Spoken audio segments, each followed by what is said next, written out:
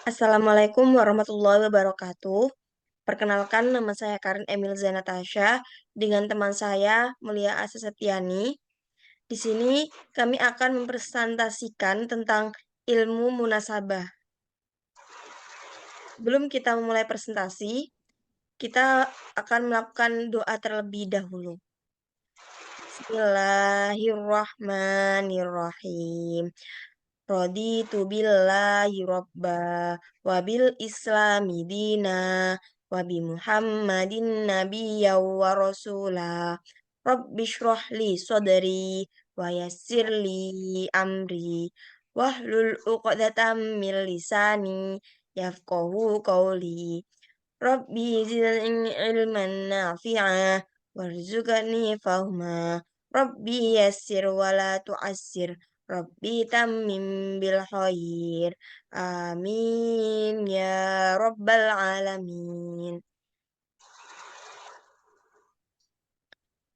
Selanjutnya presentasi akan dimulai dari Mbak Asam.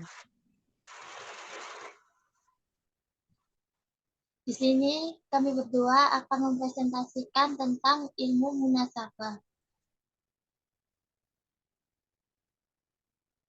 Latar belakang ilmu munasabah yaitu lahirnya pengetahuan tentang teori korelasi yang berawal dari kenyataan bahwa sistematika Al-Quran sebagaimana terdapat dalam Mushaf Utsmani sekarang tidak berdasarkan fakta kronologis turunnya Al-Quran.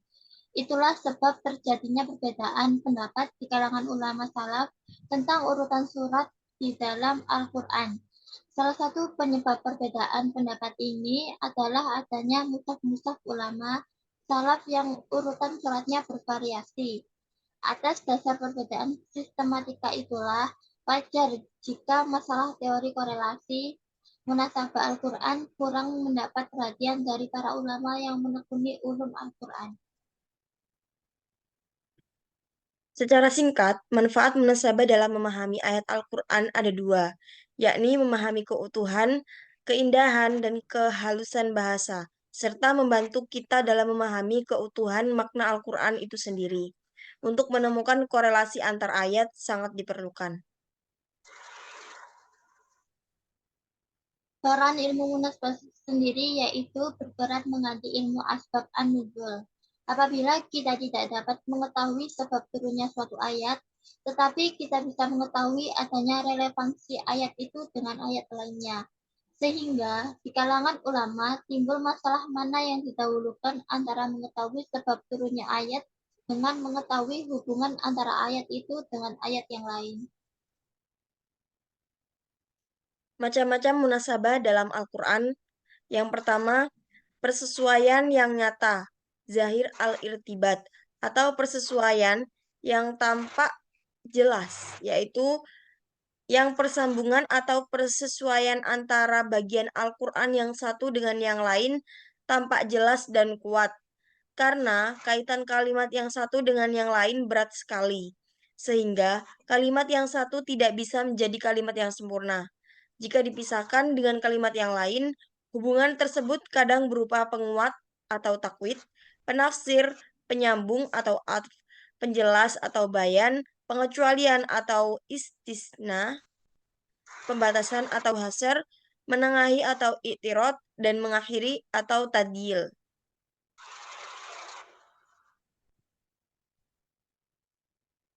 Yang kedua yakni persambungan yang tidak jelas, kafiyu al-irtibat, atau samarnya persesuaian antara bagian Al-Quran dengan yang lain, sehingga tidak tampak adanya pertalian untuk keduanya. Bahkan seolah-olah masing-masing ayat atau surat itu berdiri sendiri-sendiri, baik karena ayat yang satu itu diatafkan kepada yang lain, atau karena yang satu bertentangan dengan yang lainnya. Contohnya yaitu seperti hubungan antara ayat 189 Al-Quran Surat Al-Baqarah dengan ayat 190 Al-Quran Surat Al-Baqarah. Terdapat 7 munasabah, yaitu yang pertama munasabah antara surat dengan surat sebelumnya, yang kedua munasabah antara nama surat dengan isi atau tujuan surat, yang ketiga hubungan antara fawati as-suwar atau ayat pertama yang terdiri dari beberapa huruf dengan isi surat. Yang keempat, hubungan antara kalimat dengan kalimat lain dalam satu ayat. Yang kelima, hubungan antara satu ayat dengan ayat lain dalam satu surat. Yang keenam, hubungan antara ayat pertama dengan ayat terakhir dalam satu surat. Yang ketujuh, hubungan antara penutup surat dengan awal surat berikutnya. Di sini dapat kita simpulkan bahwa ilmu munasabah akan sangat membantu dalam menafsirkan ayat-ayat Al-Quran. Setelah diketahui hubungan sesuatu kalimat atau sesuatu ayat dengan kalimat atau ayat yang lain, terutama terhadap ayat-ayat yang tidak memiliki sabab an-nuzul, sehingga sangat mempermudah pengistimbatan hukum-hukum atau isi kandungannya. Sekian presentasi dari kami. Sebelum kami mengakhiri presentasi kali ini, kami akan melakukan doa penutup terlebih dahulu. Bismillahirrahmanirrahim.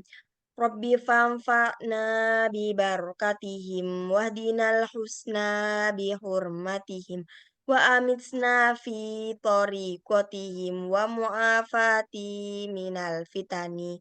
Subhanakallahumma wa bihamdika asyhadu an la ilaha illa anta astaghfiruka wa atubu ilaik. Wassalamualaikum warahmatullahi wabarakatuh.